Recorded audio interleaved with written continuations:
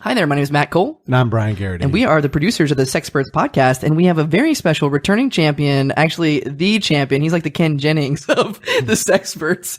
Ken Jennings Jeopardy reference. Welcome back to the show, Andy Livengood. Hi, guys. Hey. I think he's more like a Raymond from Wheel of Fortune. You guys know that guy? No, the guy who cheated his ass off? No, he was just like a Rain Man. How do you weirdo cheat at dude. Wheel of Fortune? I thought he cheated, like he knew what to do or how to spin it, right?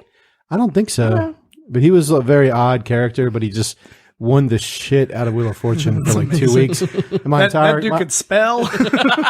my entire college campus like picked up on this, and we were watching it every night. That's incredible. And he would like, you know, the last puzzle where you just have to guess a handful of letters at once. Yeah. He would know it and waste guesses. Cocky. He would make up letters. Well, it's like the first dude that won Who Wants to Be a Millionaire, where he had used no lifelines, gets to the last question, he lifelines his dad, and goes, hey, I'm just calling to let you know that I won $1 million because I know the answer is this. My God. And it's like, that's great, unless he would have been wrong. Yeah, what a fucking douche. Either way, he's very douchey. And that man's name Was Eli Whitney.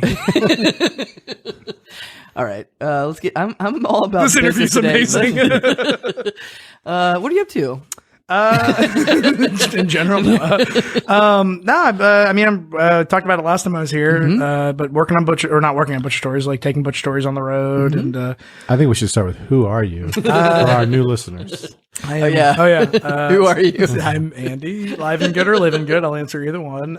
From Charleston. Why am I doing this? From Charleston, South Carolina. Theater Drinking 99. Diet Coke. We've reached the point with this show where we don't introduce people. I just do my own thing. I'm just like, and I'm here with Matt Cole and Brian Garrity.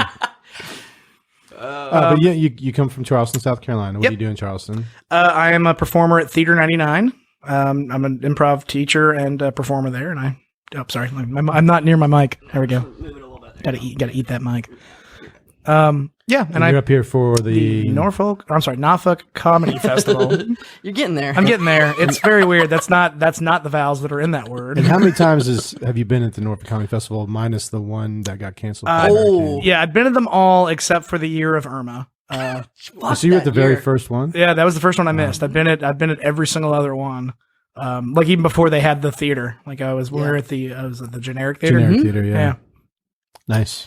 I think I missed the first one, but I was at the second one and I saw you there. What'd you miss? Were you around then, or No, had you taken classes by then, or no? I was like a beacon for him. maybe I was at the first one. I don't know if it was the first or second one that I went to just because I knew Brad and he invited me. Brad, the founder of the Pushers, and Push Comedy Theater. I don't know if that was the first one or the second one. Then by the time the next one came around, I was involved. Because you wrote reviews for one of them. I did for 2 years in a row. And that's how you guys met. You gave him an awful review. Said he looked like a piece of shit up there. Motherfucker. No, actually, back when there was a website for the improv group I was in, because that's how excited I was. I think I used a review on the site because that's all we ever had. Oh, that's awesome. When you used to Google my name, that's all you would find was improv reviews. That's amazing. Now it's all weird sex topics. By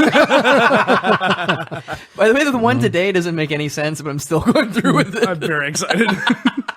It'll be the one where we actually talk about the topic. But that was back in the cats hugging cats days. Yeah, that was the first group I ever brought up here. That group is no more. Everybody moved on to greener pastures. It happens. Just like me, I'm moving away from the Sexperts. You heard it first. Same. Breaking news. Don't worry, I will continue the legacy. So I know you're deep. This is a weird way, I but know I know you're deep into Butcher Stories. I am. You have anything else going on? Anything excited about? Wait, are you gonna? Don't answer that question. Wait. All right, fair. All right. How about? Are you gonna do the Christmas thing you do every year? Yeah. This is the 10th, and here's some breaking news for you guys because I haven't officially announced this, but we did it. Final performances. I think I'm putting it to bed. Really? Well, it's been 10 years. But how will they know it's Christmas? I know, right? Like I'm gonna steal Christmas. Yeah, I just think it's time to all right, 10 years. I mean, I'm not saying forever. Like it's one of those. I feel in 5 or 10 years, it's the show I put back up just to prove I can do it. I'm probably not going to do it until somebody calls me and asks me to do it again. yeah, exactly. I don't know. But yeah, no. So I'm gonna kind of go big and be like, all right, that was 10 years, and thank you guys and good night. Wow, that Nice. is big news. Ballsy. Yeah. You heard it here first. Like Seinfeld going out on top. That's the thing. Well, I mean, what's funny is that's literally like, I don't want it to be like, oh God, are you still doing that Christmas show? When I'm like 50, being like, man, there I was, and the Grinch was here. Andy's new show on Netflix, Improvisers in Cars, eating tacos. Well, congrats on that. That is, I maybe you told me before, but that is a big accomplishment, doing a show for 10 years straight. That's crazy. I mean, I recommend making them seasonal. Like if I'd done that 10 years for like my marriage all the time, I would. My marriage didn't even quite last 10 years. Make it seasonal, man. We're only married in December. Now, is this kind of like a thing where, you stopped doing that show, but it's like you do another Christmas show? Yeah, I just move on to a different holiday. I'm like, the 4th of July. Because Butcher Stories, I mean, it has Thanksgiving in it. Yeah, it's not seasonal. Intentionally not seasonal. Okay, yeah. Because that was the one thing I learned. I was like, man, sure would be nice to do. Like, there are no festivals in December. So it's always just like, good point. And also, like, if there were, who would want to be like, this is the problem I've had is the busiest season of the year. Let's add touring with a show on top of the normal hustle and bustle of the holidays. Oh, yeah, perfect. Is Andy going to be here for Christmas this year? No, he's on the road doing that one-man show of his. Like, when's Uncle Andy? I haven't seen him on Christmas in 10 years. Yeah, so I am kind of looking forward to like, all right, but like next year, it's like, well, I'm going to be like, what do I do now? I guess I'll go watch Christmas lights or something. You're going to write another show. I know you. Do what I do. Make pizza and have Matt Cole and Bobby Mercer actually, over. Maybe, because actually we were talking about it earlier, and we do a thing, me and Brian and some friends do a thing on Christmas Eve, right? Yeah, a little holiday tradition. Yeah, where we make we make pizzas. Brian makes us pizza, and I fucking eat it, which I'm good at. He's not actually good at it. He doesn't eat the crust. Fuck the crust. That's where your hands have been. Well, I got news for you. But now that you don't do the Christmas show, that's why I wasn't going to invite you. But now that you're done with the Christmas show, next year, you're going to come. You're going to come eat pizza with us. Show up and eat pizza and be like, well, I got to get back for Christmas morning. Yeah, that's fine. I'm like Santa. I just show up for a little bit. I'm like, all right, got to go, guys. There's zero traffic that time of Christmas. Yeah, right. I'll leave like a bite out of the crust and some milk so you guys know that I've been there. What is it with you two and the crust? I need you to eat the crust. No, I do. I enjoy the crust. Not your children. You know why? The crust is bread, and bread is delicious. That is why I look the way I look. Now you can get back to anything else you're working on. It's all sort of Butcher Stories related. Yeah. Like I've got some videos that I want to be making at some point, and then working on the book. So that'll be because that's the dream. The dream is to finish the show and be like, hey, and if you've enjoyed this, I'm selling books in the lobby. Because I am just a whore. So I saw it last night, and it was incredible. I mean, we talked about it a little bit. It's such, again, like, congratulations. And everybody was like, just floored. Thank you. Like, it's just you on stage. You do all these great characters. They're all different. They're all really true. And it's like, it's insane. And in fact, I think the pacing is really great too. I may not have mentioned this. It's like, you get thrown like 15 different characters within the first like 10 minutes or something. And you're like, that's insane that he's had so many customers that are just like crazy like that. Oh, they're not like, and I'm now going to build an empire on their backs. Thanks, dipshit. Yeah, I know, right? Which brings me to my new one-man show called IT for Doctors. Oh, man.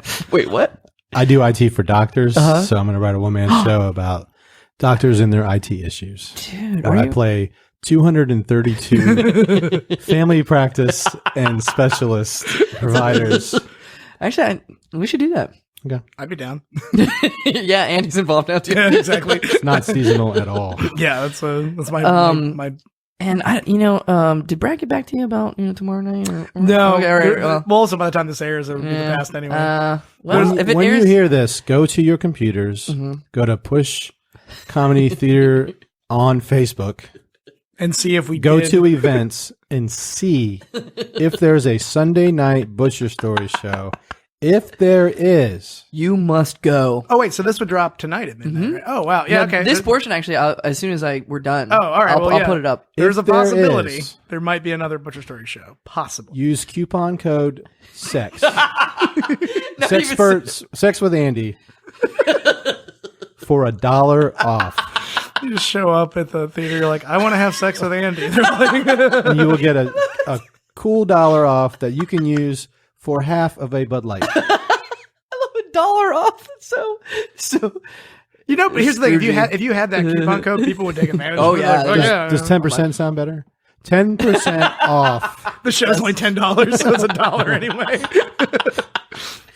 I just did that math in my head, guys. Would you be able to see I was going to say Greenback, but I thought that might be racist. Would you be able to see it tonight? Because you weren't able to see it. Tonight? Or tomorrow night. As with everything in my life, it depends on my children.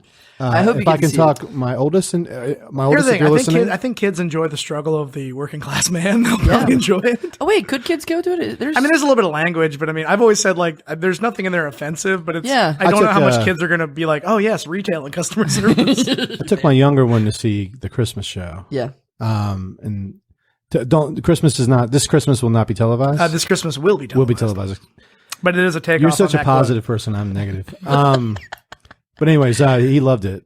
Yeah. So if you're out there listening in the Charleston area, this is your last chance. You got one shot. Well, the good news is then it'll all go on YouTube, and it's like, all right, just watch it at your leisure. Nice. But anyways, yeah. So we might be there, but I can't promise. Okay. Let's see. What else? What else we want to talk about? If I knew I'd be there, I would have made the coupon code Sex with Brian. So they could have 10% off and Sex with Brian. Sure. It's all a marketing ploy. Where are you taking Butcher Stories next? I have a show next Friday in Savannah. What do you? I just got the greatest idea. Oh Lord! Oh boy! There's got to be butcher conferences. Oh, are there? And, are you looking at this? I'm sure there's like trade shows or the something. The meat industry. Corporate gigs are. That's how Cole and I afford our lifestyle. I do feel like true butchers would be like, you work in a goddamn grocery store. Don't you dare call yourself a butcher. All right. Well, you could still go to like corporate events for like the meat industry. Oh yeah, absolutely. Yeah. I think so. And plus, you can just use that in the next version of the show, where it's like, oh, I went to a meat convention and they fucking hated me. Well, the thing is, Meat Cutter Stories doesn't roll off the tongue, nor does it give you the abbreviation of BS, which is why I like Butcher Stories. You can just show your health insurance card to the dickhead butchers who Behold. have a corporate job. Oh yeah, it is BS. Yeah. We have a group Brightside, and that's BS. Yep. I do like that. It's a tiny thing, like the number 69. We're like, You're like, yeah. I highlight that. I'm like literally everything but all the sex. graphics are always like highlight the BS, and I'm like, yep. Everything but sex. This is our marketing podcast. What else should we talk about? Should we talk about you, Brian, or no? No, it's probably not good. Okay, good.